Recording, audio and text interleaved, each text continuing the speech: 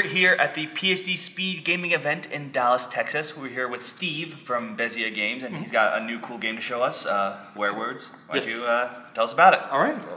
So this is Werewords. It is a game for 4 to 10 players. It literally plays in 7 or 8 minutes. It's a super fast game. It retails for $20, $19.95.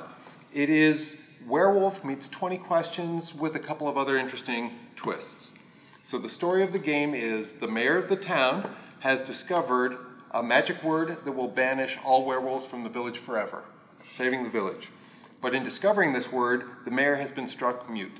So the rest of the village is trying to determine what the magic word is. And they do this by asking yes or no questions. Now, among the village, there's one werewolf, because it wouldn't be a werewolf game without that. Naturally. And there's a seer. We also have a couple of other roles that you can use with more players. So if you have enough players, you can have a beholder and a minion. The way that this works is the mayor knows what the magic word is, the seer knows what the magic word is, the werewolf knows what the magic word is. The villagers, the minion, and the beholder don't. But the beholder knows who the seer is, and the minion knows who the werewolf is. So the way that the game is played is I, as the mayor, would just be sitting and you would be asking questions. Is this a person? Is it a place? Is it a thing? Is it a living person? And then what I'll do is I'll take these tokens, they're just double-sided yes-no tokens, and I would say, yes it is, no it isn't, yes it is, no it isn't. The reason we have the tokens is so there's a visual reminder of who's been asking questions and who's been asking correct questions and incorrect questions. That actually works really well, because I know when I'm usually a trader, I can be really silent. Which might actually show me off now. Exactly. We have maybe tokens, we even have a, That's good. we even have a so close token, and we have a correct token. So looking at this, right, if you had also the yes token, if you had the yes token, at the end of the game, we might think, wow, you really did well there, maybe suspiciously well, and you did not. One of my favorite things about the game is there are 2 finish lines. It's not just 20 questions.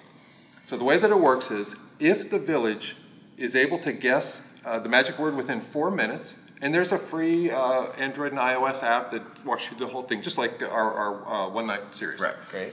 So there's an app that walks you through the whole thing. It's very cool, it's very thematic, and it walks you through the whole thing. If by the end of the 4 minutes the village can guess the magic word, then the village wins. That's the first finish line. Can they or can they not guess it? Okay. If they guess it, the village wins. If they can't, the werewolf wins. But after they either guess or don't guess, then let's say the village guesses, the werewolf has 1 minute to try to figure out who the seer is, who knew the magic word all along, who was helping the village.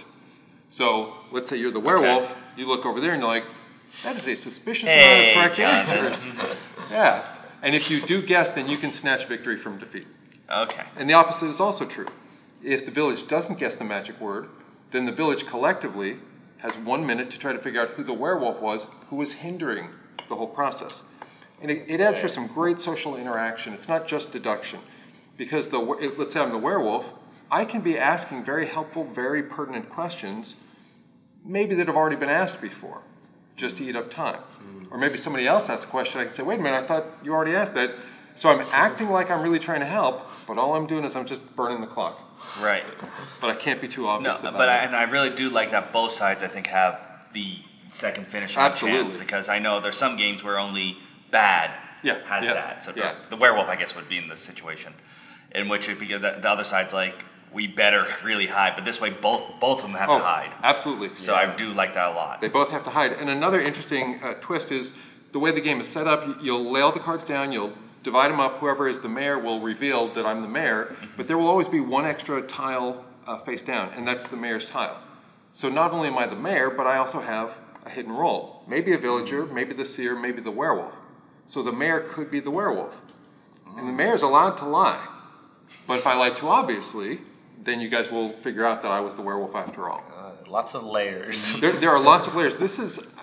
I love games like this that have very simple rules. I mean, you can explain the game in no time at all, but there are so many layers and so much interaction that it really creates for this fun, dynamic gaming experience, and it's the perfect, I wouldn't even say like a filler game, because it's a perfect let's play it again. Yeah, play it again. I definitely get that feeling right off the bat. And how's the word chosen again? I'm sorry. It's chosen by the app. Okay. So I didn't bring my phone because we're on a thing. Because I just realized, do I choose something? I was thinking, because of course, when I'm reading the title, I'm like, can I choose a swear word? Well, it's interesting that you mentioned that. Werewords, not swear words. The app itself has a list of words, but you can upload and download new words. We have a werewords.com site where people will be able to upload their own word list, which means people who speak French, people who speak Spanish, people who speak anything can upload their own language-specific lists.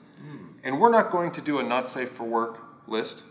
Somebody's going to. And it'll be uploaded onto the site, and then that can be downloaded as well. That's great, because I mean, you can then have some really fun lists. I mean, not just a not safe for work, but you can do some really silly, weird lists, and it could be which could be helpful for both sides. Like, I mean, I forget we're doing something, but like we're one word, like a question might say like it's an animal, but then the werewolf could be like, is it yellow, which could really lead people the wrong way somehow. Like, but it sounds legitimate, right? Another thing, just talking about the word lists in the app, is that we have a lot of our playtesters are teachers, and one of the things that they're really excited about is being able to upload, say, a 5th grade vocabulary word list, so they can just have their class playing Werewords and having a great time. That actually is a really amazing idea. Fantastic idea. Foreign language learning too. Learning foreign language, would be really good. No, we love deduction games and word games. And Trader.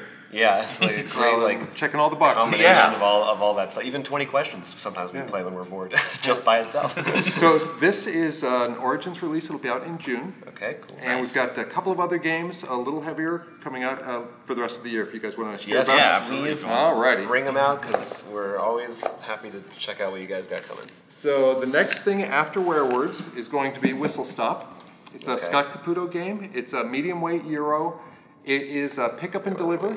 However you want to do it. Yeah. There we go. It's a pick up and deliver, and it has some interesting strategic twists and options to it. It reminds me a little bit, at least in spirit, of Railroad Tycoon, the old computer games that Myers have wasted many good hours or weekends playing that game. So you're picking up and delivering goods. You can deliver them to locations along the way, or you can save them until you get all the way to the West Coast, till you go all the way across country for a bigger payoff. You can also, as you're delivering goods, you can get shares in different railroads, so there's a different way different strategies, strategic paths that you can take. And there are different twists, there's upgrades and some other interesting twists and turns there. This game plays 2 to 5 players. It's a $60 MSRP, and it'll be out, it's a little over an hour playtime, and this will be out in August. This is a Gen Con release. Gen Con, okay. I mean, this sounds awesome, and looking from the map, it looks like you can have a really fun, interesting map. Oh yeah, you can. It looks like there's so many different ways, like you said, the stock option, the carry. So like, I like a game when it has many different win ways. So there isn't always just all right, whoever can do that faster. Exactly. It's not a race to the victory condition. You have different options as you play. Definitely. And you have one more. We do have one more. That's a big one. Palace of Mad King Ludwig. So obviously, Castles of Mad King Ludwig been a very popular game for us. We love it. We're big fans of it. And Ted Alsbach, the designer, has been working feverishly in his laboratory to come up with what's next. That should be one of the titles, his laboratory. Well, whole other story there, but yes, there's a whole thing there. So this is a multiplayer game, obviously, but it's all one map. Whereas in Castles, everyone's building their own castle. Here there's one palace, and everybody's working, not together, but they're working on the same map. And it uses, I'll turn it around, it uses square tiles instead of the multi-shaped tiles from Castles. One of the things that I love about this is the moat is the end game, sort of it determines the end of the game, and it creates this ramping up of tension as you get closer and closer, because you're pulling from stacks and you're laying out your tiles and trying to configure things to get the most points. But eventually, you're going to get to the point where when somebody completes a room, they place a moat tile, and then they place 2 moat tiles, and then 4, and then finally 6 moat tiles. And they place it around the perimeter of whatever shape has been created by the players. So as they do that, it becomes more and more obvious that we're getting closer to the end of the game, and you can place these moat tiles strategically to prevent your opponent from completing rooms or not allowing them to go in a particular direction. But it really, it's a nail-biting experience. Will I get to lay one more tile before it closes up? Yeah. That sounds awesome. We've loved Mad King, and I remember when we first heard this, I was really excited because I know another one of your games, Suburbia. When we build it, I always loved the idea of building. Also, we sort of even make it so with our interactive, we joke like, well, I have no schools though, so my kids apparently drive to your side of the town. Right. And then this is literally guess what? You are all in the same place. Yeah, you're all in the same place. I can't wait the idea of seeing like, all right, so we have 3 bathrooms over here, 4 kitchens, but no bedroom. Like I just love the idea of seeing the masterpiece. Well, it's nice because, I mean, what you're talking about is creating a story around the game. Yeah. And I know for me personally, there are games that I've played that were great games, but I don't have any stories to tell about them. Right. But there are others that's like, oh, remember the time that you almost, and then I did this, and then exactly. And it makes it more fun. So it's not just winning. You got a story. So like, I lost, but we made the most hilarious house ever. Exactly.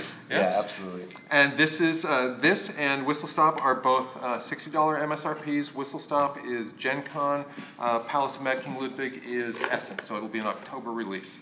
Okay. And then these 3 games will complete our line for 2017, and they'll join New York Slice, One Night Ultimate Alien, and I think that's it for this year. Yeah.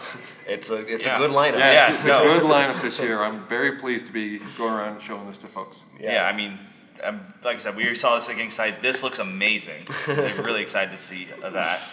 And I mean, I just can't wait to get a chance to try that out. Yeah. So, they're great games. Super excited. Thank you for coming by and Very welcome. showing it all off to us. Bezier Games, you can find more information, links in our description below. And we've got more videos and more stuff on our channel you can check out. So thanks for watching. This is Roll for Crit.